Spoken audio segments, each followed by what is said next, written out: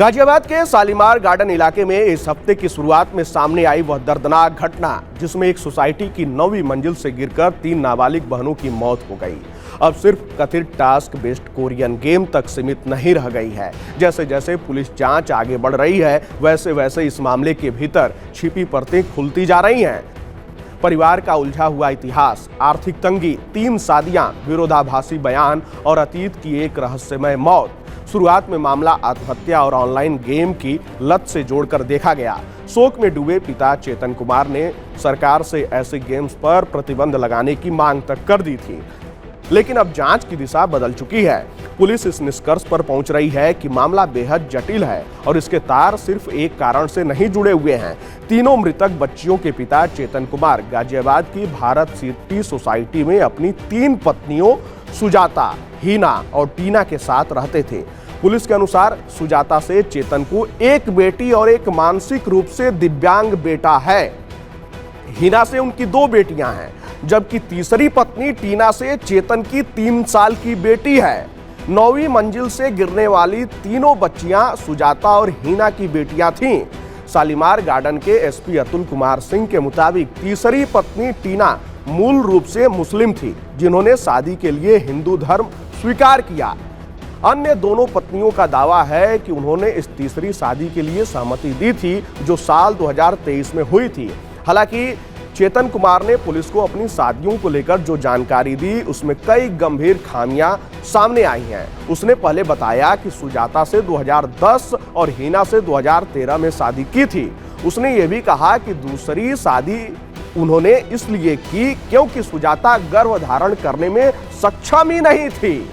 लेकिन इस बयान ने पुलिस को चौंका दिया, क्योंकि सुजाता से हुई उसकी सबसे बड़ी बेटी की उम्र 16 साल बताई जा रही है, जो बताए गए शादी के साल से मेल नहीं खाती। इतना ही नहीं, चेतन ने पहले यह भी दावा किया था कि टीना उसकी पत्नी नहीं बल्कि उसकी साली है। बाद में उसने अपने बयान बदले, जिससे पुलिस का शक और गहरा गया।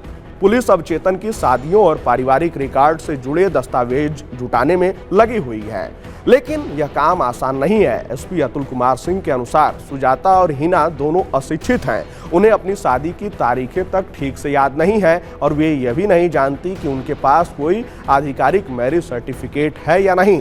जांच के दौरान पुलिस का ध्यान इस बात पर भी गया कि 3 कमरों का एक फ्लैट होने के बावजूद पूरा परिवार एक ही कमरे में सोता था। सवाल उठा कि घटना की रात तीनों लड़कियां देर रात कमरे से निकली तो किसी ने उन्हें क्यों नहीं देखा। इस बात पर एसपी अतुल कुमार सिंह ने कहा कि यह परिवार की रोजमर्रा की दिनचर्या का हिस्सा था। लड़कियां देर रात तक जागती थीं, आपस में बातें करती थीं, खेलती थीं और अक्सर साथ रहती थीं। उस रात भी किसी को कुछ असामान्य नहीं लगा।